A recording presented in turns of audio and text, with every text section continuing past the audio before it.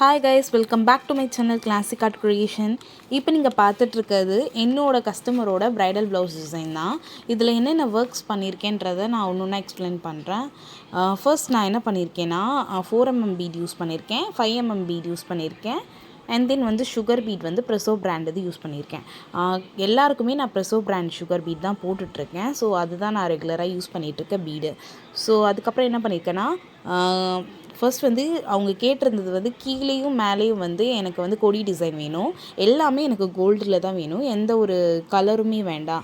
ஏன்னா கான்ட்ராஸ்ட் வந்து இந்த எதுவுமே கிடையாது. இது சாரியோட ப்ளவுஸில் தான் நான் ஒர்க் பண்ணியிருக்கேன். கான்ட்ராஸ்ட் பார்த்திங்கன்னா சேம் கலர் சாரீ தான். ஸோ அதனால் எந்த ஒரு க்ரீன் கலர் லீஃப் அந்த மாதிரி எதுவுமே வேண்டாம், எனக்கு எல்லாமே கோல்டில் வேணும்னு கேட்டிருந்தாங்க. நெக்ஸ்ட் வந்து கிராண்டாக இருக்கணும், பார்க்குறதுக்கே ஹெவியாக இருக்கணும் அப்படின்னு சொல்லியிருந்தாங்க.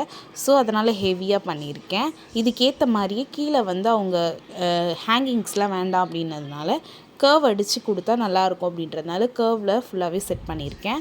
இதுதான் இதோட ஸ்லீவ் டிசைன்.